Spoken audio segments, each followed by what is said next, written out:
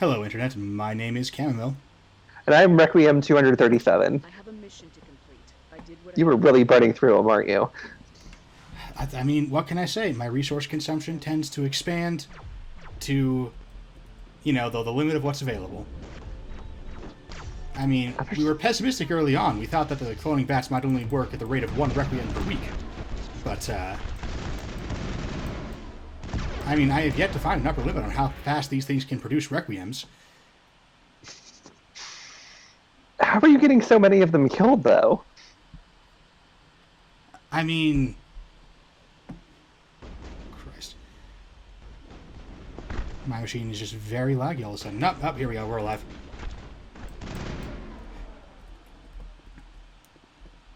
I will destroy you! Really? Do you not have a little map that shows how many allies and enemies are nearby? That is one thing more video games should do, is have effective enemy morale.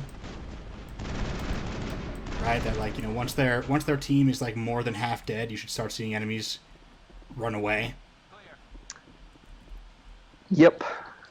One of the things that tabletop you can actually do. Well, it's funny, because it's not like it would be hard to program into video games, but it is something that I like to do with tabletop, is that once it's very clear that the bad guys can't win this encounter, right? Like, they've lost more than half their team and the party has lost, like, not even a single person, then I will have them start running away, unless they're some kind of mindless ant or something.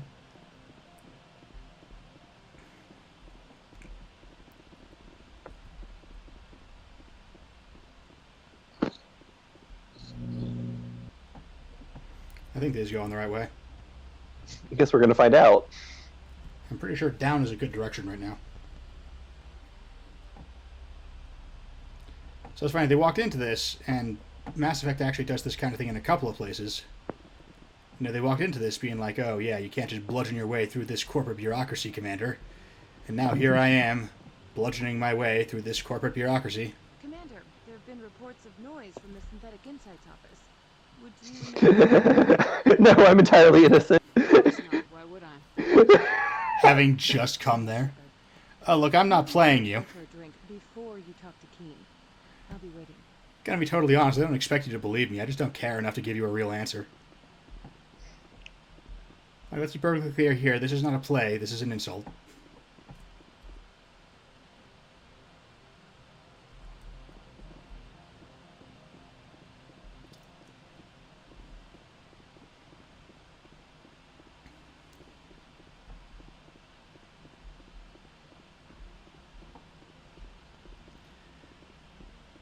Yeah, one thing with games like Mass Effect, I think it would be fine if there are scenarios where the combat solution is technically available but not feasibly completable.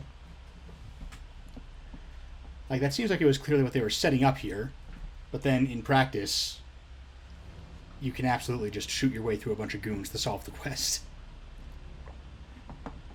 Wonder what the intended order of the 3 planets is. Like, they let you do any 3, but I imagine it's Liara first. And they seem very eager to complete the party, so I expect that's true. Like, it's weird that you don't get her in the Citadel, since you get everybody else in the Citadel. So I imagine Liara first, but then I don't know whether between this one and the other one. Why is an internal affairs agent here? The executive board knows about Ananias' corruption. I've been undercover for 6 months. And I just shot the problem in the safe, in this face. Before the board. With his evidence, this planet can run profitably again. I need Keen's garage pass to complete my mission. You help my investigation, I'll provide whatever you need. Favor for a favor. Ananias is dirty. It might be best to help. Look, Shepard, I don't like this either. You Spectres play fast and loose with the law. That's bad for business. Is it? Keen is offering to pay me. Can you? I can produce a copy of I feel like Spectres would actually be really good for business. They're people who can get away with literal murder. Like, they're the perfect mercenaries, and because they're few in number, their prices are going to be sufficiently high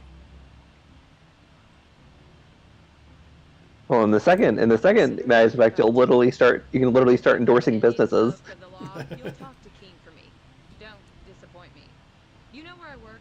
Come talk to me. So it was like 2008, and I'm not gonna give him shit for not realizing stuff that was very far underground at the time. But it is kind of funny how, BioWare is using like respect for the law as just an a priori good. Any news on that matter I asked you to look into? The job is done. I appreciate your discretion.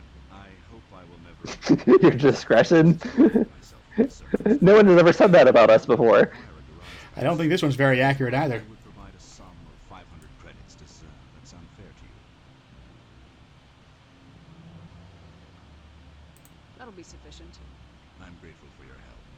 My office will reopen with much improved profit margins, I dare say. And the textures are just not loading good. Start Yeah, faster and for some reason it can't seem to load the game properly, but at least the gameplay is smooth at this point, so I'll take it.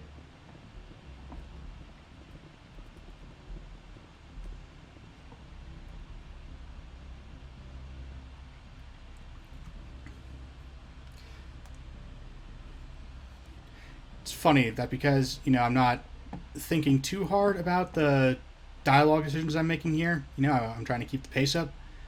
So I'm ending up role-playing a lot more, I think, than I would normally. Even though I do try to role-play usually, when I'm playing a BioWare game, I have to balance that roleplay with the fact that Paragade points unlock options for me. I wouldn't be surprised if you're intended to do Novaria last. Because it does seem to expect you'll have quite a few Paragade points by the time you get here. Yeah. Where's that way?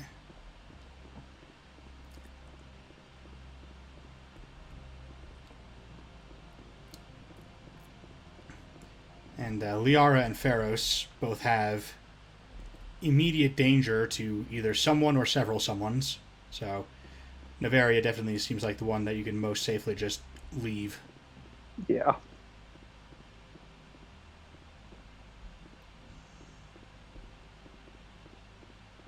We're gonna have to fight Matriarch Benezia. I had so much trouble with her. Although I think that was partially because I had decided not to buy or sell armor at that point. I went through the first half of the Yes, that's genuine. ever changing my weapons or armor. Weather's supposed to be pretty bad out in the East. Sometimes toward the end, I was like, maybe I should actually do that. Difficulty of the game dropped 90%. I haven't Oh god, are we played gonna? any. But yeah, we are about to hop into the Mako, so Oh god, do we have to? I mean, I guess we could spend the entire rest of the playthrough just standing in this garage.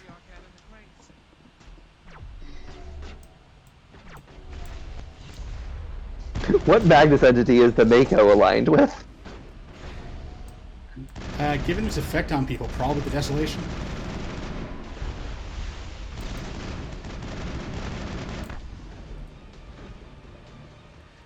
That's a good thing Garrison seemed to find me spamming a half dozen bullets into his back while trying to shoot that Geth Destroyer.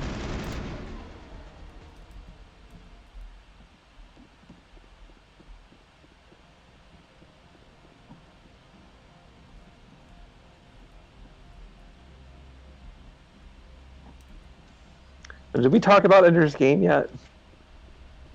I know we've talked about, you and I have talked about Ender's Game. I don't know whether we've talked about Ender's Game on the Was it podcast. on camera. I mean, you know what? If we did our second run at a topic, one thing that I learned from the Blasphemous run, where we ended up recapitulating a lot of topics that we had already done for the Pathfinder and Dragon Age runs that weren't turned out, abbreviated and kind of shitty. The Kingmaker run was actually not abbreviated at all. It was just that long. But our second pass on a topic seems to... What do you mean I can't save right now? Do you have to get out of the Mako? Okay. Oh, thank God. But yeah, is that, when we revisit something, we tend to do it better than when we do it the first time. So if we haven't done Ender's Game, or if we have done Ender's Game, rather, then I don't know, I think we could do fine doing it again. Should we wait till we get to the base and the Rachni show up, or? I mean, do we have another topic to discuss on the way there? Because... Not that I can think of. as much as I like to keep things at least semi-relevant to the gameplay, I mean, if it's that or spend the next 5 to 10 minutes in stone cold silence, I guess that would fit the weather.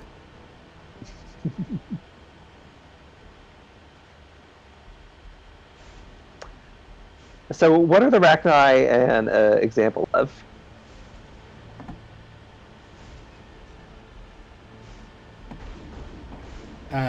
Concept we've Arthropods. talked about before.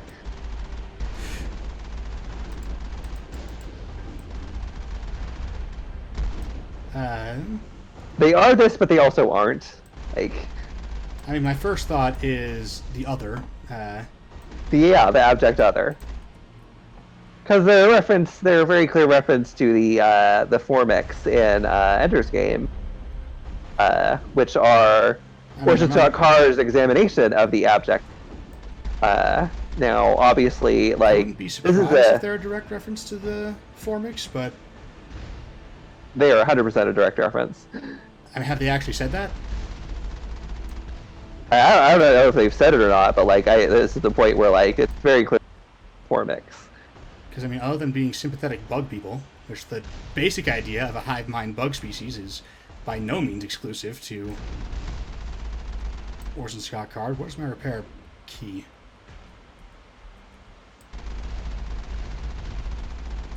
Guys, I thought it was either R or F, but nothing's happening. And they keep shooting rockets at me. Tally, fix it.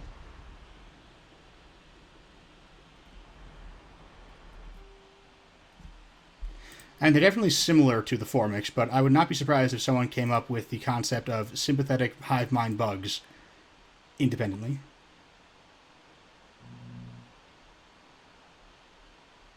Just because the idea of hive mind bugs at all is hardly distinct, and the idea of take this, previously enemy faction and make them sympathetic is something that Star Trek has done, like, it's a series tradition.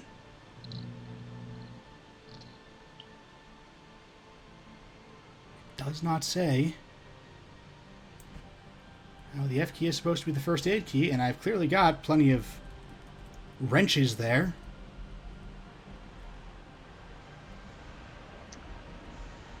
They're similar enough that we're going to use them for a springboard for this topic. Yeah, I mean, they're definitely very similar.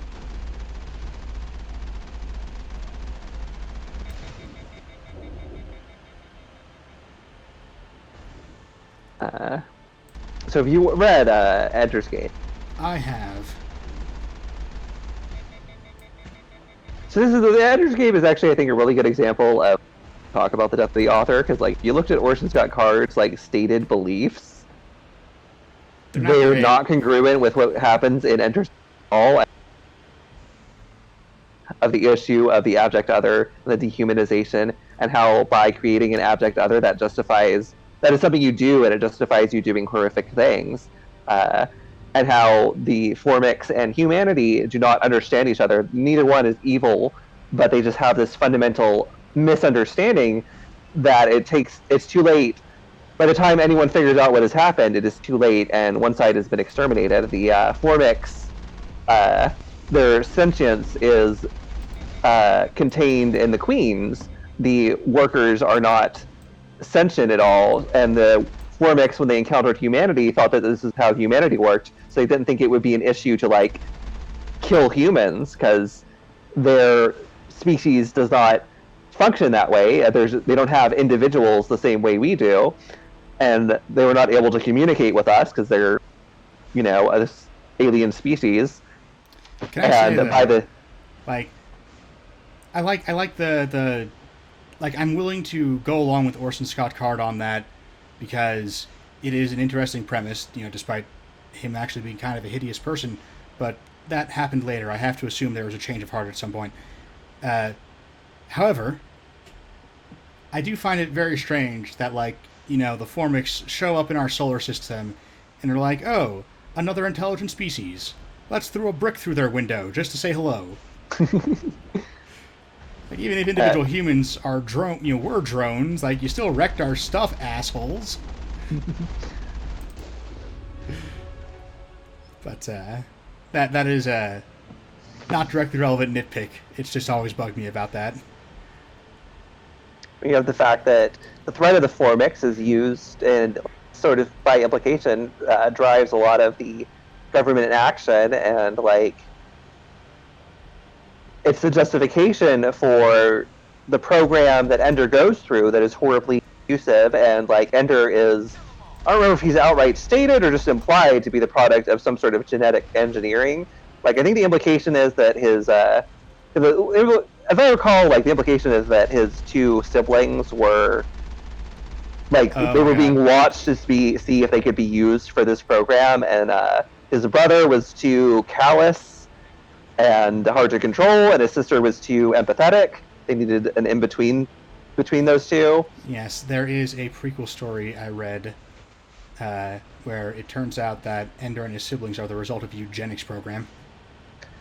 Yeah. So not genetic engineering, they just selected the two parents and incentivized them to procreate because they anticipated it would give them murder geniuses. And does, and like Ender's brother ends up taking over the world, and like, well, the thing is, like, the existence of the Formics is used to justify the establishment of this academy where they train child soldiers, which is this, you know, what we would it's a crime against humanity. Ender's like over 13 at the point when he decides to, at that final battle where he destroys the Formics' home planet. And like, he is a very intelligent child, and he has figured out that it wasn't a simulation and was Formics' planet, but like, he is still a child being manipulated by adults in this horrific purpose. Like, and you say all that, and you like say, like, taking all that into account, like, if you didn't know anything about Orson Scott Card's politics, not in a million years, I would have said very left wing. Yeah, I mean, a moderate neoliberal at the most conservative. And yet, I'm like, that's why I really think at some point his politics shifted significantly to the right. Yeah, like, no, I agree. I think at some point when politics was less polarized, you know, he felt like he could be left-wing, as, you know, just as a sci-fi author with lots of left-wing sci-fi author friends. He sort of adopted a left-wing aesthetic, I guess. And then, you know, later on, when I think getting older had something to do with it. He's older, he's more established. He doesn't need the sci-fi establishment as it exists anymore. Well, he has said that he identified as a working class Democrat, so there is possibly the issue that as his material circumstances changed, the economic issues became less important, that he drifted right because the social issues became so important to him. But even then, like, he wrote Songmaster in like the 70s, and like that's about this gay child, and like it is a tragic homosexual, but it's also like it's about standard for that time period. Like, even people very pro-gay, like, this is the type of novel they would write. Like, if I read Songmaster not knowing who Orson Scott Card was, and you asked me what is Orson Scott Card's opinion on gay people, I'd say, well, like, he's obviously pro-gay based on Songmaster, and like, even though there is stuff in like, even though the character in Songmaster is essentially punished for being, he's still like, that's basically how people wrote in the 70s. Gay characters, like the anti-gay people would tend to write the gay characters as monsters or just not write them at all. The pro-gay people write the tragic gay people.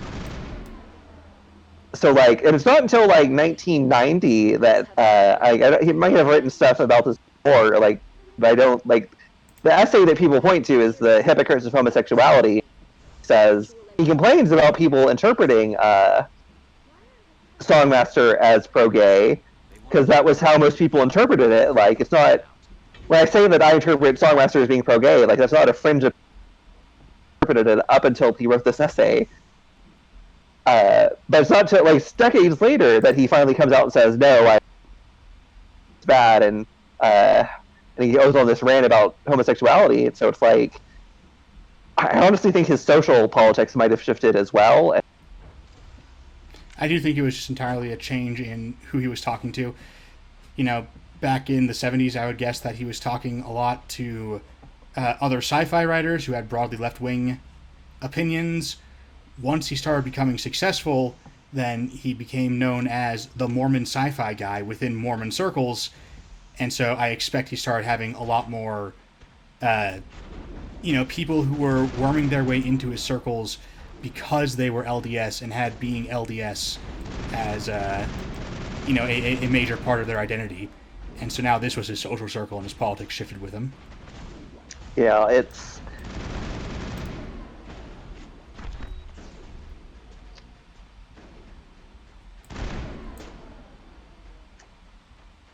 this really inexplicable thing. Like,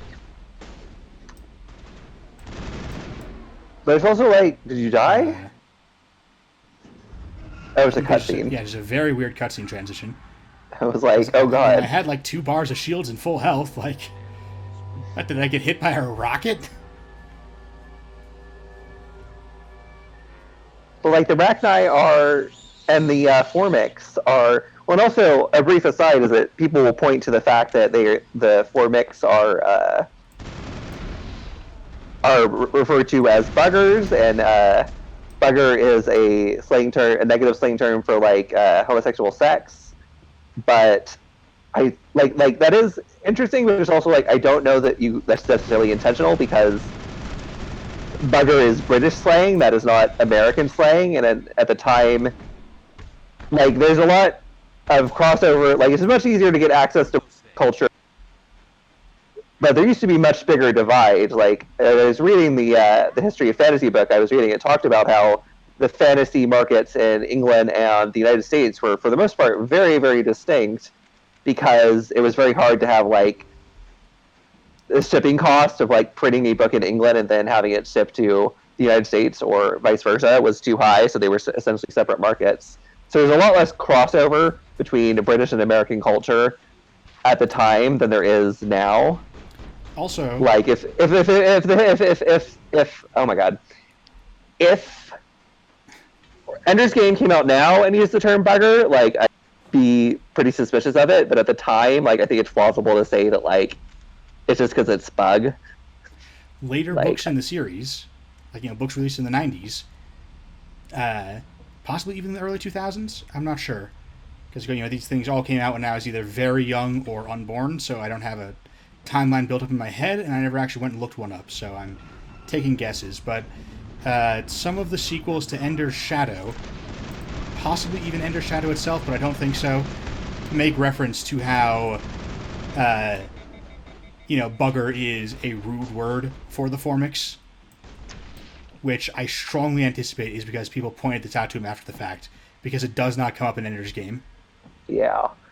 I don't think he was aware of it when he wrote it. So particularly the fact that he felt the need to point it out in earlier books, or in later books rather, I think points to the fact that if he had known, he would have brought it up. Is this the Tower of Hanoi? It's around here somewhere. Okay. I was getting excited. But... And now obviously he writes pretty openly. Like, he had that one Hamlet version he wrote where that was about, like, Hamlet's turned gay because he was molested. It's this whole thing that is very uncomfortable and very, like, openly homophobic. Hamlet's Ghost? I don't remember what the name was. I guess, let me check this spaceship's computer system.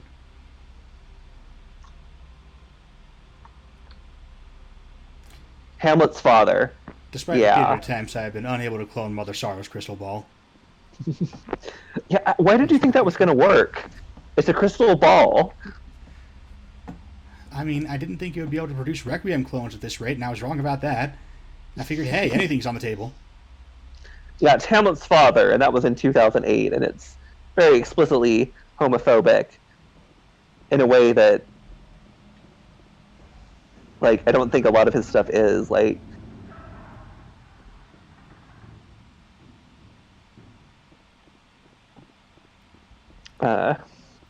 I need to finish the Tower of Hanoi puzzle to advance, but I'm not sure where it is. I think this might be it.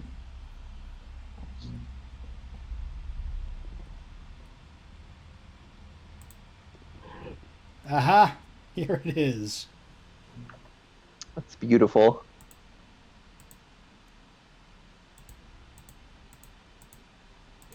Is this okay?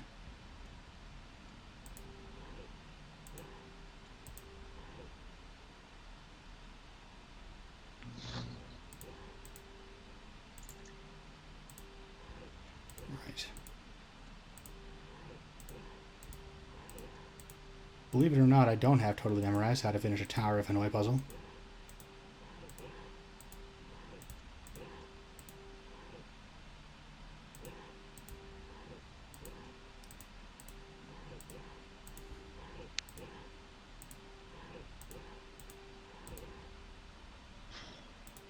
I mean, I say that, but there does appear to be enough unconscious knowledge left in me to make it work, because this did not take me very long. Like, if you ask me to write out the instructions for solving a Tower of Hanoi puzzle, I've got nothing. But if you put the puzzle in front of me, apparently I can do it pretty quick. Would you like help? Oh shit, a How do I pop-up. shut this thing up? This system is monitored to respond to the name Mira. May I ask your name? Can I just call myself Mira? Or, oh, she's referring to herself. Okay. Commander Shepard, I work for the Citadel Special Tactics and... But again, like, it's a pretty, like, Ender's Game is a pretty sophisticated look at the Access of all systems. Please note that queries abject other. Like, it's require privilege And Orson Scott Card has actually spoken, access is only or available written at least, in sort of open contempt of secret underground to process queries. interpretations of, Access me at any holographic you know, interface. or, you know, books written where their intent is vague. Like, it's actually not very consistent with him at I all need to find Matrix to Amnesia. to not have, you know, the surface level intention of things like Riddlemaster be, The tramway system is currently inoperable. yeah, basically the obvious interpretation is the one that you can expect to be What's the correct. situation here? One moment. And the obvious interpretation of Ender's Game is certainly Progress. about how, yeah, you know, is about how empathy for the other would have Containment procedures. Manual would have restart averted a whole lot of tragedy. Critical failure. yeah, Line connections are I haven't read Songmaster or Riddlemaster, whichever one it is, but Songmaster. Songmaster, okay. But it sounds like the obvious interpretation for that one too is that, you know, gay people are okay. Yeah, it's like it's. That's all I need right now. Very well. You'd probably look at it askance at it today, but like for the time it was written, User alert. Main reactor shut down in accordance with emergency came off pretty containment progressive. Like, and procedures. I've read a bunch of stuff like it's like we've talked about Anne Rice in Interview with a Vampire. How, well, first of all, she doesn't really have gay characters in that first one, and then there's the fact that it's a little implicitly homophobic because Lestat and Lewis form this essentially a family with Claudia, but she ultimately yearned mother. Right. And yet, Anne Rice is significantly more pro-gay rights than Orson Scott Card, and yet she wrote this novel. Like, I don't think it's homophobic, but it's like this implicit interpretation you can make. It is less progressive than Orson Scott Card's novel released at a similar time. Containment procedures. Manual restart And even like we talked about when we were doing World of Horror, we talked about you get the same thing with The Lost Boys, which is directed by a gay man. And yet, you can very easily interpret it as the one character being seduced into the gay lifestyle and then rescued by the love of a cisgender woman. Like, he's redeemed by heterosexual love. And yet, it's directed by a gay man. Like, it's really... People do not always match up with, like, the art they produce, and sometimes it's just, like, the societal pressure for what stories are supposed to look like. Yeah, it can be a totally unconscious thing. Like, as a writer, you've almost certainly consumed a lot of writing, and it can be easy for your subconscious to flow along similar lines without you even realizing that that's happening. Like with Orson Scott Card, I do think that had you asked him about, gay rights in the 70s, I think he would have said to your face that he's sympathetic.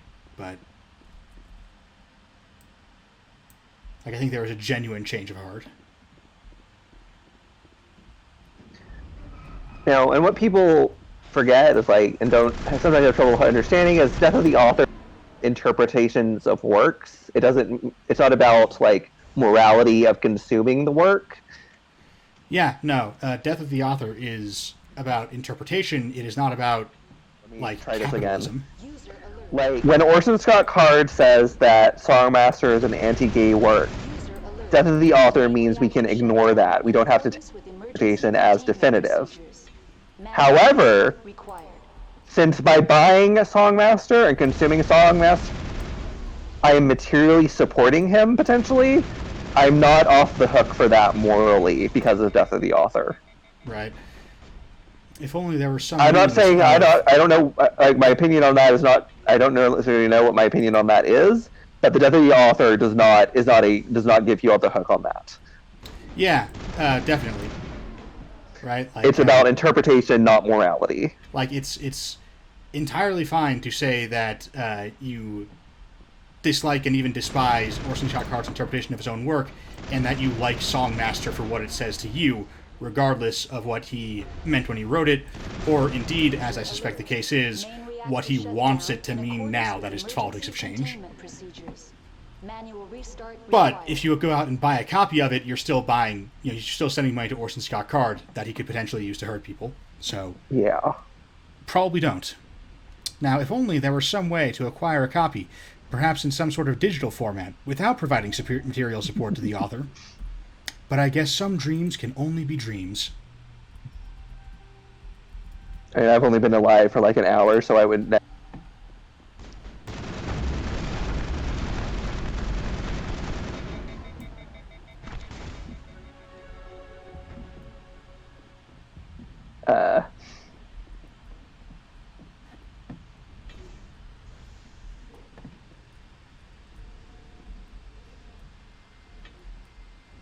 I read 2 of the sequels, I think. I didn't finish the series. I know I didn't finish the series. I think I read a couple of sequels. I don't remember a lot. I remember there's... Again, there's another, child prodigy who is sort of exploited by the government. She is, I don't know if they explicitly say she has OCD, but she has some form of OCD, but is also some sort of, yes. mathematical genius, and she is able to locate this planet that I think Ender is hiding out on or something. She has OCD. She is part of some weird government cult to breed people who have OCD. I mean, I didn't realize it when I was 13, but eugenics comes up a lot in these books in retrospect. To breed people with OCD because of their super math skills, and they have some weird culture thing about how, OCD people are chosen ones.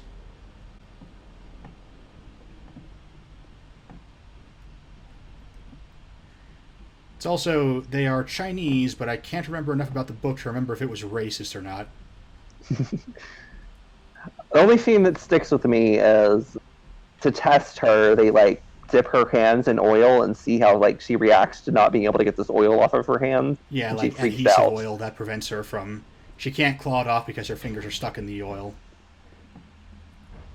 And, so yeah, she tries to kill herself before she comes up with some kind of personal cleansing ritual. Apparently that's okay. So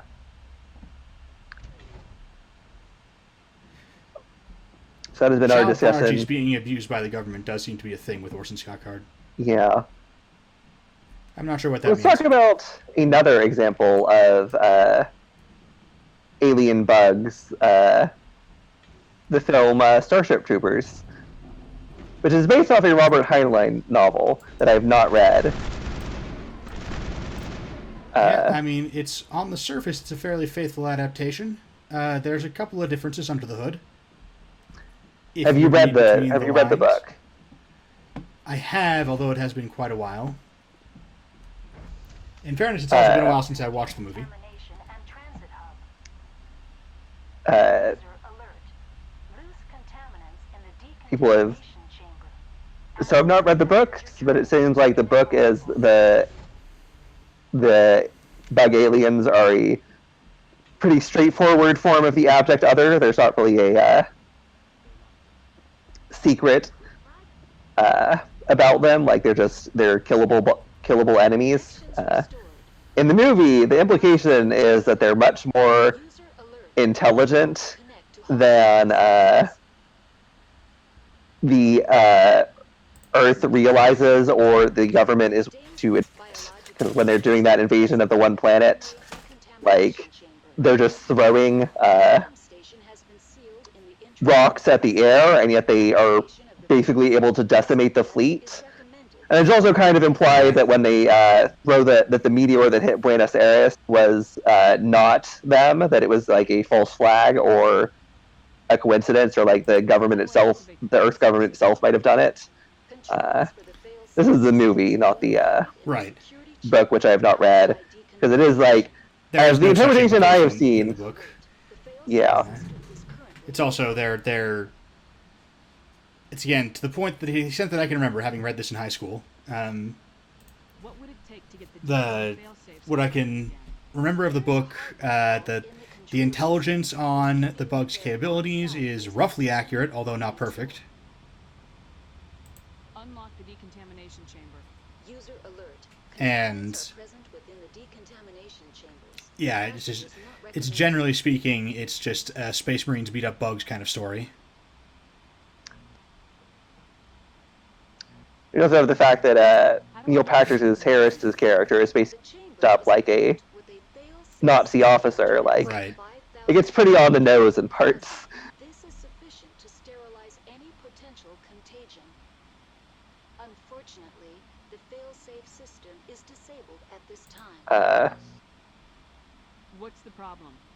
There is a hardware fault in the control system. This can be repaired on-site using a standard Omni tool. I saw it when I was very young, and I did not enjoy it. Very well, Commander. Logging you out. It's funny, I saw it when I was very young, and I enjoyed it as a straightforward shoot the bug aliens movie. And then I saw it when I was older, and I enjoyed it as a criticism of sort of a neo-colonial imperialism, of obviously unjustified wars in an era when wars are expected to be justified.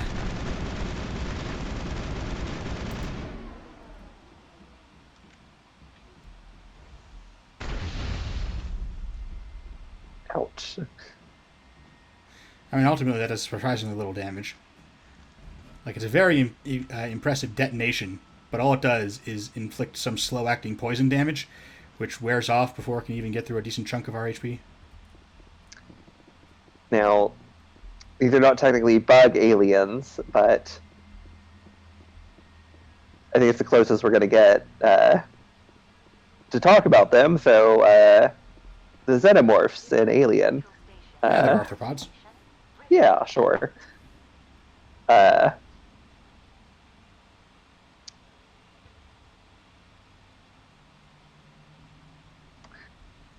mean, So they're when cool, and I they like find them the because egg, they open.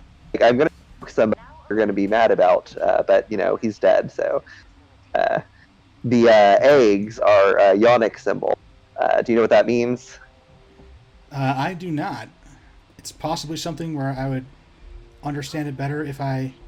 Wait, did I just... God damn it, I was trying to open the door. It's fine, we got stuff to talk about. But it's possible it's something that I would recognize better if I saw it spelled out, and I just don't know how it's pronounced. It's like the way a phallic symbol is a symbol of the penis. A Yonic symbol is a symbol of like the vulva. I figured, just from context. Yeah, there's a lot of sexual symbolism going on in the Alien movies. Yeah. I give shit to Freud about seeing phallic symbols everywhere, but in the Alien movie specifically, that is an actual stated goal of the movie, is to have sexual assault be, to have the horror be a metaphor for sexual assault. And if you look at some of H.R. Geiger's other work, work that wasn't used directly in Aliens, a lot of it gets way more straightforward about the sexual imagery. So, well, I think like in the original like the Necronomicon book that he did that has like the proto Xenomorph. I mean, the Xenomorph already has a very phallic head, but in the original art he did, like not only is it phallic, like it has like the glans is distinguished from the shaft on the alien's Right. head. Like yeah, it's I've seen straight that up a picture. dick. Like it's already close, but like in the original art, like that is straight up what it is.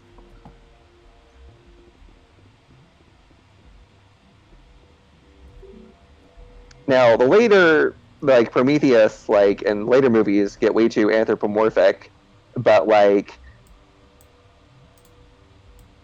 what I like about Alien, the first movie, they encountered this thing and it just is critical to human life, and it doesn't have any like deeper meaning. It just is. Like it's sort of it's very Lovecraftian in that it is a symbol of a uncaring, unfeeling, and deadly universe that doesn't Right. it doesn't actually care about us.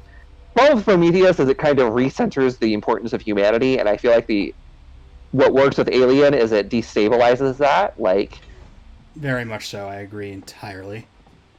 the Xenomorphs. Sorry, we couldn't be sure what was on the tram. I'd also Like- be upset if they fired.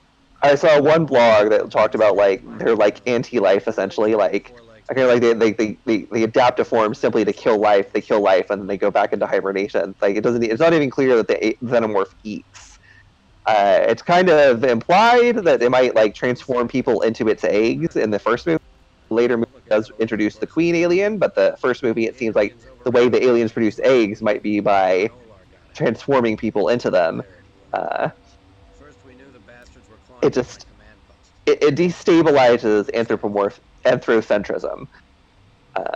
You were taken by surprise. Yeah, civilians. it's You did a good job, Captain. Alien, especially Aliens, also emphasized this less, but it still was. It was consistent with it though, of the idea that the Xenomorphs are just out there. They are very good at killing humans, and it's a thing that they do on the regs, but not out of any particular spite or concern for us, but just as an incidental part of their reproductive cycle, which could also have used any number of other creatures. Take you down to the hot labs. Like, the aliens are perfectly capable of reproducing, presumably. They never come out and say this, but the implication, the feeling, I should say, is that the aliens could have reproduced just as well using cows, but they don't really give a shit about sapiens. I think in the third Alien movie, the alien gets created via a dog. Group comes up the tram tunnel. It's actually better. I mean, I've never heard anything good about any of the Alien movies besides the first two, so... That's absolutely fair. And you should always try to do a cold reading. So, but yeah, like And it is hard for me to do any kind of cold reading, because by the time I had seen either Alien movie, I was already, I knew what a Xenomorph was and how it was supposed to work. So, although I found the Alien movies entirely consistent with the idea that the aliens could reproduce using practically any living thing, that idea was already in my head before I came to them, so... What? Sorry, I'll leave. you also have this very subtle, like, it's not technically a cyberpunk movie, but it has a cyberpunk influence in that you have this unfeeling, callous corporation. There's sort of this parallel between the unfeeling callousness of the alien and the unfeeling callousness of Weyland-Yutani that is willing, because ultimately, like, the alien wants to use humanity as incubator for its children. So does Weyland-Yutani. Like, that's a plot point that they're trying to smuggle the alien into port using the crew of the ship. Weyland-Yutani is essentially a xenomorph. Right.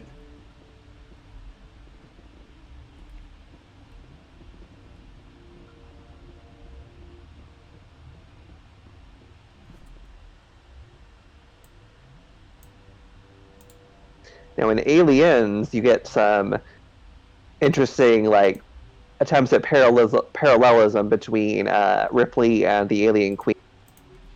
There's that scene where Ripley discovers the queen's eggs and escapes the queen by threatening the egg. And Ripley is sort of this surrogate mother to Newt after having discovered that her own daughter had died because time dilation, since Ripley herself had been in cryostasis, so her daughter had aged and died essentially while Ripley had stayed the same age. There's also the whole thing, that fact that I don't know if this comes up in the original Alien, but in Aliens there's a whole thing that like the reason she was on this ship for so long and in the cryostasis because like she like did it to provide for her daughter. She essentially sold her life to get money for her daughter. I don't think that comes up until Aliens, but yeah. So it is like, and that's the whole thing in like cyberpunk, is the whole capitalist dystopia that you also see in Blade Runner. And as long as I brought up Blade Runner, and we have talked about, we've been fighting Geth, so we might as well talk about Blade Runner. So I've never been able to exactly figure this out, and maybe talking about it aloud, and maybe you will be able to bring some insight into it. I don't think have you seen Blade Runner? I have. Ask you that first. That is another one of those ones where it's been a long time, so I'm slightly concerned about my ability to talk cogently about it, but I have seen it at all, so... Okay, so I don't think the Voight-Kampff test actually measures empathy. So in Blade Runner, the way they figure out if somebody is or not is a thing called the Voight-Kampff test. That is a way to measure empathy. There are some fantastic ASMR versions, by the way. I've not seen. The Voight-Kampff... So the division we are apparently given, the thing that separates humanity from replicants apparently is empathy.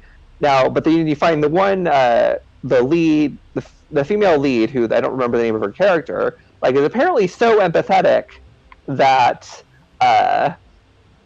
they barely figured out that she was a replicant. So that's very interesting. There's apparently a very fine gradient of empathy where it's humanity from replicants. And you also have the fact that, even in our own personal lives, people who are not particularly empathetic. Even if a person like even putting aside like people with ASPD, people who are incapable of feeling empathy, like we know people who are just generally unempathetic. And we also know like empathy is pretty culturally contextual. Your empathy for like in groups and out groups like can vary pretty wildly. There's also the fact that you can talk about like humanity's defining characteristics as being empathy, but the whole situation in the movie is the fact that humanity is doing this horrific thing to replicants, creating them to have these to be this servitor race, and also to live these incredibly short lives. Like part of what, and it's kind of an interesting inversion of what we usually think of the robot. The robot is typically is a creature of metal and is kind of unfeeling, whereas the replicants are creatures seemingly of flesh. Like it doesn't really get too much into their biology, but they seem to be. We don't see them like having sparks flying. They got like weird eyes, and that's it. And they're also pretty emotional, to the point like when the main bad guy replicant is confronting the guy who created the replicants, he's like, the creator guy talks about how the replicants experience, they're like a candle that burns more brightly, which is kind of the opposite of what we think of with robots. Robots are creatures whose sensory experiences are dulled, but replicants have their experiences heightened, their emotional states heightened. So I kind of have this theory that like, I have not been able to work this out. Like I would not like that the whole, that it's not actually testing empathy, and like possibly even that like who gets picked as identified as a replicant is essentially predetermined, that like people being identified as replicants or not might be just like, is this person actively disrupting our sort of corporate dystopian government?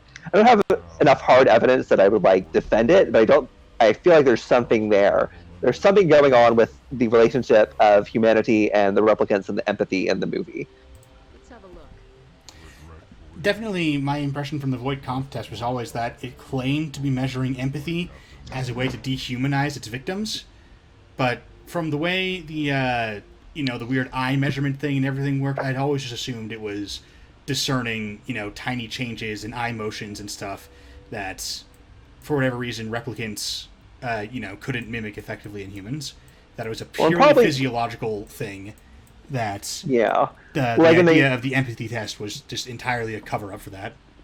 Yeah, and it goes back to the abject other, because rather than the movie presenting us an abject other, the movie presents us a society trying to create an abject other.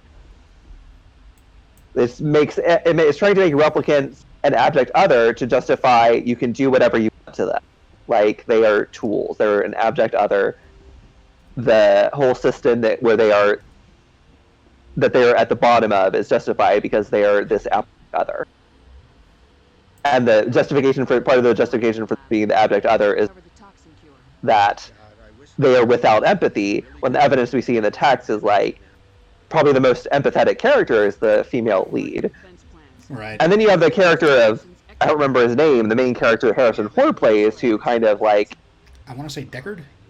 Deckard, yeah. Deckard kind of plays up the fact that the arbitrariness of the border between replicant and human, because it's not clear which he is. He could very easily be a replicant. It's not explicit. I mean, there's 2 edits, and I think in the original theatrical he was explicitly, but then, like, I think in the edit most people watch now, he is not. There's an ambiguity over whether he is a replicant or not. But yeah, it also kind of gets into a, I mean, I don't know, this is indeed probably was not an intention of the original movie, just because this technology was so far out then, but as we get more into it, it's sort of, if you could imagine an artificially created class of people which could therefore be produced in unlimited quantities, just like how cheap their life would get and how quickly in, I'm going to say a capitalist environment because that's the one that's immediately relevant, but to be clear, there were many government and economic systems before capitalism, and almost all of them would have been just as eager to dispose of, like, whatever amount of sapient lives as could be easily replaced.